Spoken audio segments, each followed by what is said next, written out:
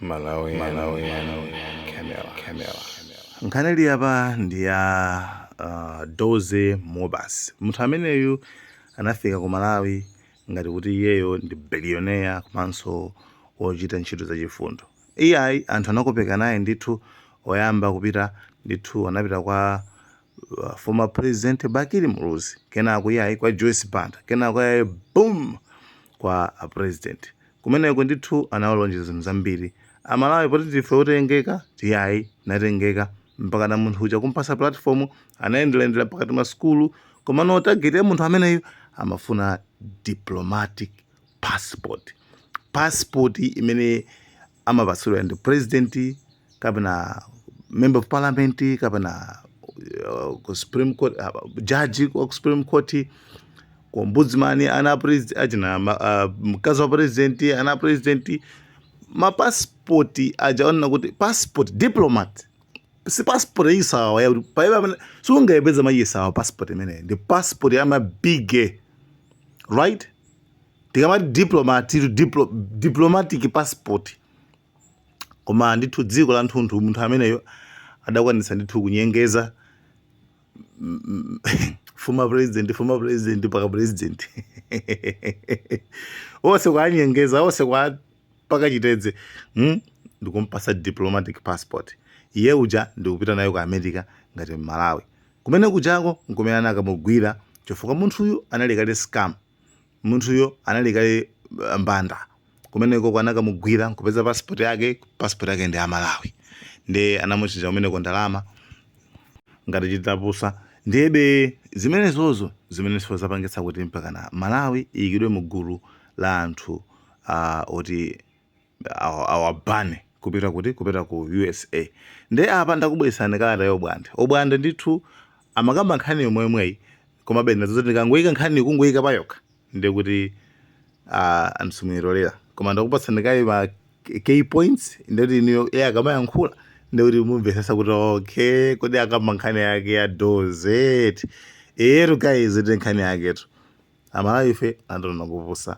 anatona kupambwana ndipo nkhani yonse kuti ndiona amayayi ife ndo kupambwana.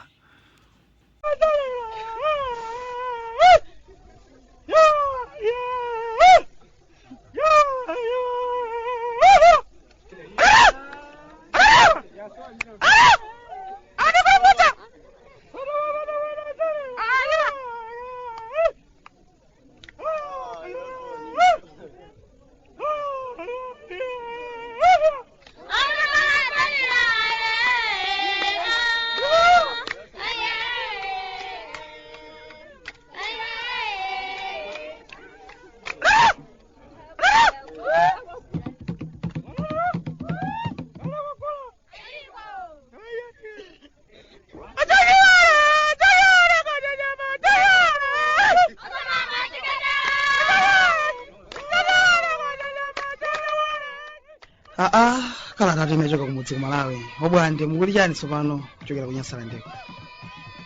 okondeka Dodolido achimwene tikuyamika kumwamba kuti kwatikomeranso mtima nanga si ife pano taonanso kuwala kwa tsiku la lero ifeyotu ntchito zathu achimwene sitimayenera kuti tifike tsiku la lero ndi makamba mubwerezabwereza kuti moyo wakadati chauta zitisungira mangawa ngati mmene ena timachitira pa dzikoli ayi ndithu bwezi zathu atayalula kalekale atha nazo kalekale lero mundilolenso kuti ndivulire kachipeya aja akhweze kuliya amene andigulira sitampa tsiku la lero masiku anotu kutumiza katundu kunaphweka kwambiri chifukwa kwathu kuno kunabwera khweze kuliya ndi achangu kwambiri kutumiza katundu lero nthawi yabwino lero lomwe anthu amatha kukamulandira katunduyo zimene zimapanga akhweze kuliya okhala otsogola ndithu komanso ndi zimene zimapangitsa kuti zaka zonsezi khweze kuliya ipitirize kukhala kampani yodalirika achimwene ujeni panopa pamene masankho ayandikira Rasta Aileman watulukiranso munthu wamkulu kwa basi munthu amene maloto ake onse amakhumbira ndithu atalamulira chinthuchi amakhulupirira ndithu kuti dziko lathu lino kuti litukuke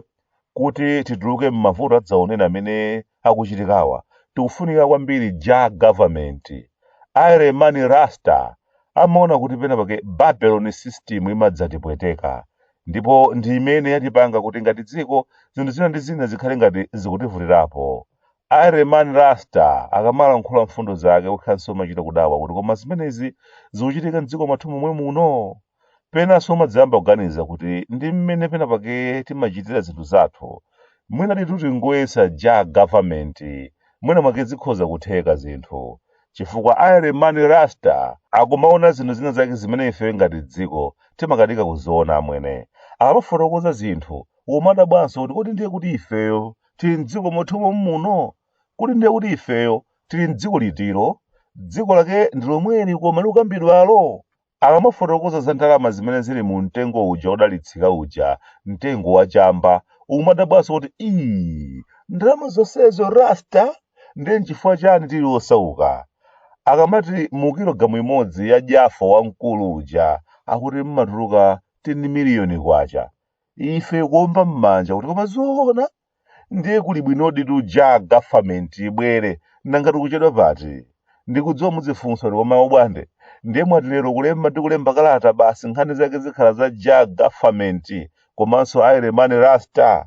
Ayi koma zitangondipasa chidwi ndikuti kumbutsa zinthu zina zake zimene kwathu kuno timadzakhala ngati tazitenthetsa kwambiri, kenaka kanzimu komwe kaja takhala tikuzunzikanako kaja kuti kugwetsa mphwayi kamadzangobwereranso kenaka basi ukhalanso pansi, moyo wathu ndiumapitirirabe kukhala chimodzimodzi. Mbewu imene Rasta akumakonda kuyilankhula boyithamanga posachedwapa kunali mkoke. Anthu kunali kukumana kuyeserera kudya mutu, ukambirana kuti ngati dziko basi tiyeni tizichita za chamba basi, chamba chenicheni chija chimawapangitsa ena kumaona zinthu zimene palibepo chija. Ngati dziko tinapangana kuti chamba chimenechi ndithu chilowa m'malo mwa chingambwe chathu chimene kwinako chimakhala chokanidwa, komanso chimene anthu akulimbikitsa kuti chisamakhowedwe, ndiyetu tinatengeka kuno achimwene chamba chivomereza. Koma mmene nkhani imeneyi ya chamba inathera za chamba zenizeni mpakana pano sitimadziwa kuti kodi ndiye tsogolo la nkhani imeneyi ndiye ndilotani. Komadi ndizoonadi kuti zachambazi zimatheka, ndizoonadi kuti misika yake kunjaku ilipodi, kapena zochitika zake ndi zachamba basi. Malonda achamba anthu akamakamba amadzakamba ngati tikusemphana ndi vindalama va nkhani, koma kenaka nkhani yakenso imene imathera imangothera m'manong'onong'o za chamba zenizeni. Penanso timadzayamba kukayikira kuti koma inu izi sizangati zomwe zija abale athu akuzunzikanazo zija zomakamba kuti ayi komatu chakuti chimayenda kwambiri msika wakuti, koma ukafika kumene kuja ukangomba mgolo kuwuzidwanso kuti ayi mwalakwitsa msika wakuti ndi umene umachita bwino. Zimakanika bwanji zimenezi kuti zichitike bwinobwino, koma malonda amenewa ngoonadi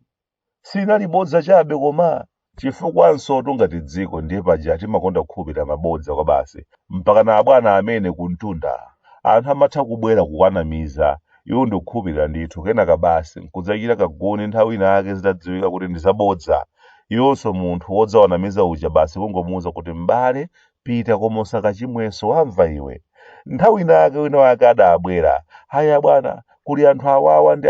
abridge amenewa ani ndalama za nkhani bwana, ndi kunaphikidwa mipunga ukacheza na anthu azi ndalama za nkhaniwo. Tinakawagoneka kwa mahotelo apamwamba kwambiri, ndiye kunali kuphulitsa makombola usiku wonse kusangalalira kuti mungawadza ndi mafinyo omwe, komanso Christmas yabwera mwansanga. Koma tinawombera mfiti m'manja, za bridge sizinatheke. Anthu aja anali madobadoba, anatiyala udzu pa mimba tinazitaya.